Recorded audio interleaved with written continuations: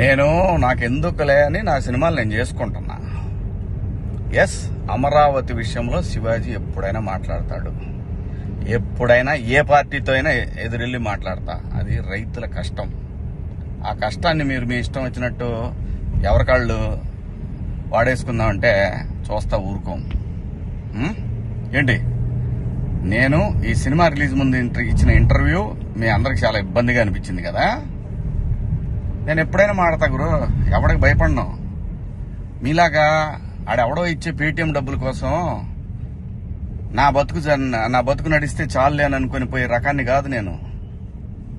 అలాగైతే మీ అందరూ తెలుసోలేదో, నేనే ఒక వ్యవస్థను ఏర్పాటు చేయగలిగినోడిని నేను కాదు.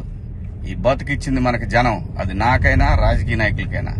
మధ్యలో పేటీఎం గాళ్ళు ఉన్నారు చూసారా మీరు, మీ అందరూ ఈ సినిమాని ఆపగలరేమో, మీరు శివాజీని ఆపలేరుగా. ఏంటి, సినిమాని ఎలా ఆపగలరు మీరు? మొత్తానికి ట్వీట్లు వేసి ఇన్స్టాలో మీ ఇష్టం వచ్చినట్టు రెచ్చిపోయి సినిమాకి కొంతమంది ఇక్కడ రెగ్యులర్ గా రివ్యూలు ఇచ్చే వాళ్ళతోటి రాపిచ్చేసి కింద కామెంట్లు పెట్టిచ్చేసి, ఒకడైతే వాడికి ఒక 100K సబ్స్క్రైబర్స్ ఉంటాడు. సినిమా రిలీజ్ కూడా కాల. ఆశ్చర్యపోయాను నేను, ఏంటి ఏదో తేడా కొడుతుంది అనుకున్నా. అయినా నేను కంప్లైంట్ ఇద్దాం అనుకున్నా. అయినా వద్దు పిల్లనాళ్ళు బాధపడటం. కానీ రే, పేటీఎం బ్యాచ్ నన్ను తగులుకుందాం అనుకుంటే మీ ఓడికే ప్రమాదం. గుర్తుపెట్టుకోండి, నేను జనం కోసం బతికే మనిషిని, జనం డబ్బుల కోసం బతికే మనిషిని కాదు. వద్దు గురు, నా జోలి వద్దు. జగన్ గారు, నేను మళ్ళీ చెప్తున్నా, నాకు రాజకీయాలు వద్దు. నాకు కావాల్సింది, నేను అమరావతి రైతుల కోసం నిలబడ్డాను, జనం కోసం నిలబడతా. అది ఏ పార్టీ అయినా, అది మీరైనా ఇంకో పార్టీ అని ఎవరైనా సరే, ఎదురొస్తే జనానికి ఎదురొస్తే మాత్రం నేను నిలబడతా. కానీ నేను మాట్లాడుకుందా ఇంక నుంచి.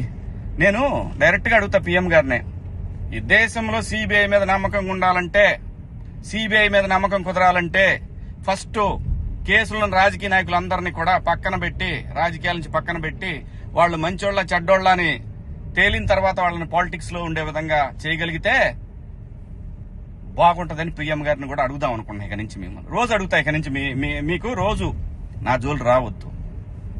నేను నా బతుకు నేను బతుకుతున్నా, నిజాయితీగా బతుకుతున్నా. ఏ రాజకీయ పార్టీ దగ్గర పోయి చేయి జాపలా. మీరంటే భయపడతామా?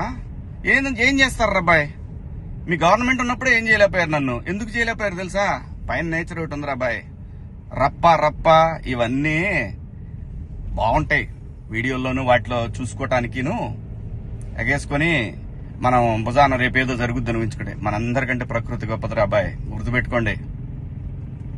అయినా వ్యవస్థ గురించి ఆలోచించాలి కానీ, ఎవడో ఒకటి డబ్బు సంపాదించుకుందాం జనం మీద అని వాడి కోసం వాడిచ్చే 1000 రూపాయలు, 4000, 10,000, 20,000, 1,00,000, 2 లక్షల రూపాయల కోసం ఎంతమంది భావితరాల భవిష్యత్తు ఆడుకుంటారా మీరంతా? బుద్ధి ఉందంటారా మీకేమన్నా? మనందరం ఏమి లేకుండా ఇంత దూరం వచ్చాం కదా. మాట్లాడుకున్నారా అబ్బాయి? రేపు నుంచి మాట్లాడదాం మీ నాయకుడి గురించి, మీ పేటీఎం బ్యాచ్ గురించి. ఇంకా ఉన్నారు, తీస్తా. ఇప్పుడు దాకా సైలెంట్ గా ఉన్నా నేను. మీరు నా బతుకు దాకా వచ్చారు చూసారా, ఒక్కొక్కటి చూద్దాం, మాట్లాడుకున్నారా అబ్బాయి?